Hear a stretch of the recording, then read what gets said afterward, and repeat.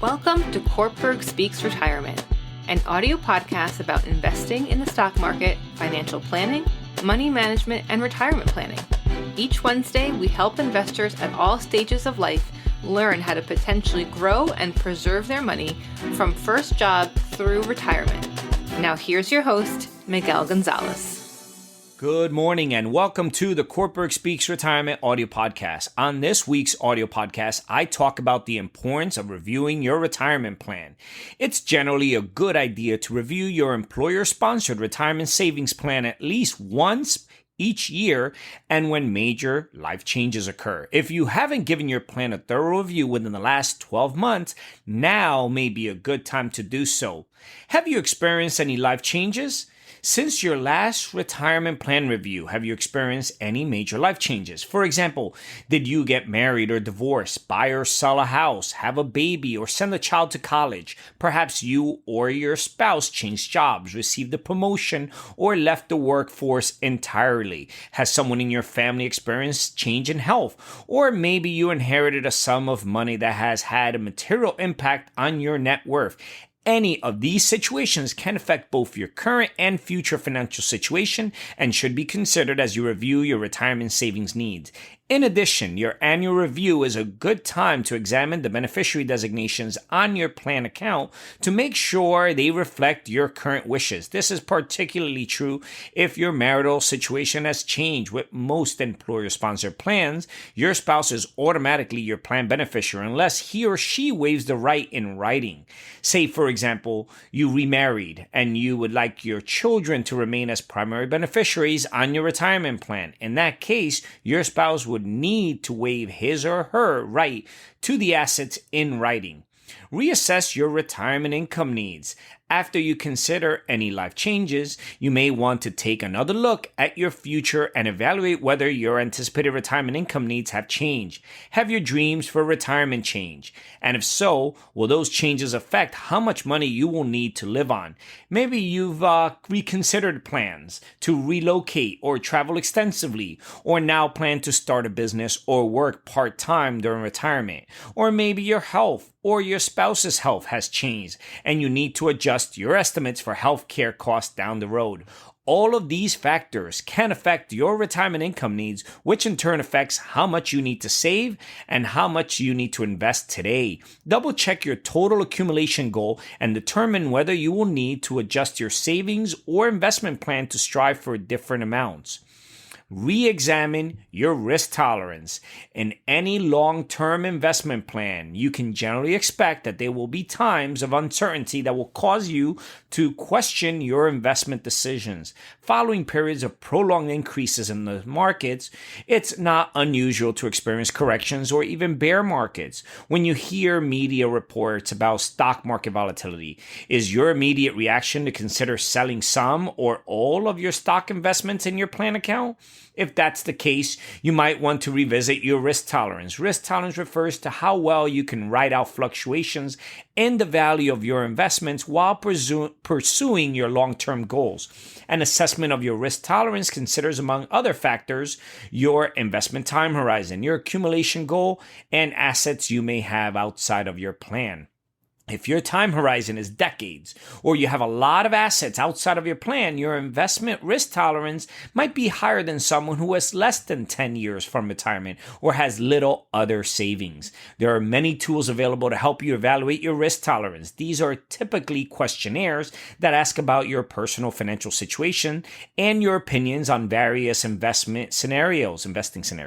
After answering the questions, you will likely be assigned a risk tolerance rating such as conservative, moderate, or aggressive. In addition, suggested asset allocations are often provided for your consideration. Is your asset allocation still on track? Well, once you've assessed your current situation related to life changes, retirement income needs, and your risk tolerance, a good next step is to revisit your asset allocation. Is your investment mix still appropriate? Should you aim for a higher or lower percentage of aggressive investments, such as stocks? For example, if you've determined that you will probably need to accumulate more than you originally estimated, you can strive for this new goal by increasing your contribution dollars, striving for a higher return, or both.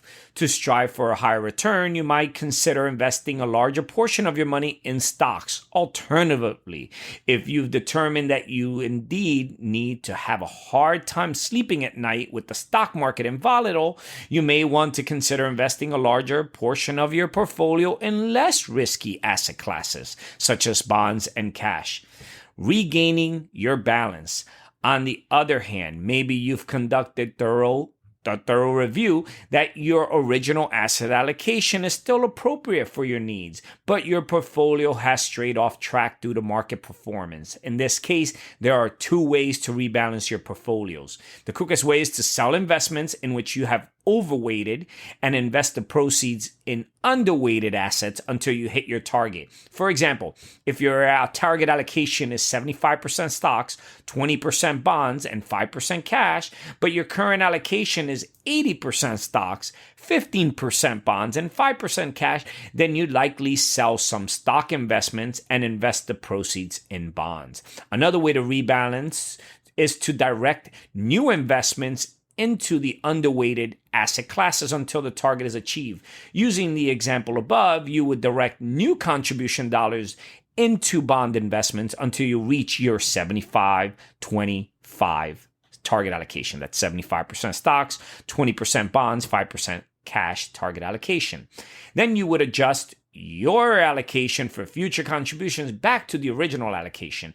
This process may take a little bit longer, helping you ease back to your original target, but the same result will be achieved. Revisit your plan rules and features. Finally, an annual review would not be complete without a fresh look at your employer-sponsored plan documents.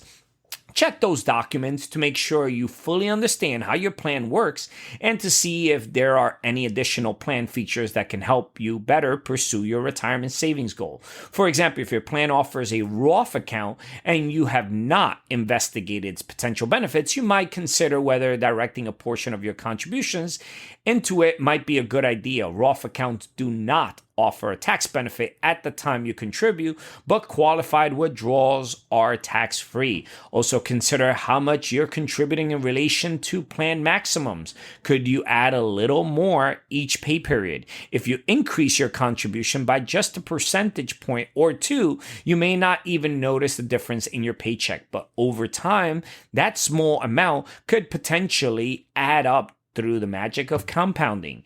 If you're 50 years old or older, you might also review the rules for catch-up contributions, which allow those approaching retirement to contribute more than younger employees. This is the special rules that apply to 403B and 457B plans as well. A little maintenance goes a long way. I cannot reiterate that again. A little maintenance goes a long way, although it's generally not a good idea to monitor your employer-sponsored retirement plan on a daily or even monthly basis. It's important to take a look at least once a year to account for any changes in your life, your retirement income needs, or your risk tolerance, and make the necessary changes to your asset allocation. You will also want to make sure you're taking full advantage of the opportunities offered with your plan, if they make sense for you. With a little annual maintenance, you can help keep your plan on track. Also, make sure to visit our website, www.cortburgretirement.com. Our site is filled with educational videos, ebooks, publications, and financial calculators designed to help you learn more about your finances. As you search our site, send us a note regarding any questions you may have about any particular investment concepts or products, and we will get back to you quickly with a thoughtful answer. This is Miguel Gonzalez, certified retirement counselor and managing partner with Cortburg Retirement Advisors, signing off for this week's educational podcast. The opinions expressed and material provided are for general information and should not be considered a solicitation for the purchase or sale of any security. Opinions expressed are subject to change without notice and are not intended as investment advice or a solicitation for the purchase or sale of any security. Please consult your financial professional before making any investment decision. Securities offered through LPL Financial. Member FINRA SIPC. Investment advice offered through Private Advisor Group, LLC, a registered investment advisor. Private Advisor Group, LLC, and Cortburg Retirement Advisors, Inc. are separate entities from LPL Financial. Investing involves risk, including possible loss of principal.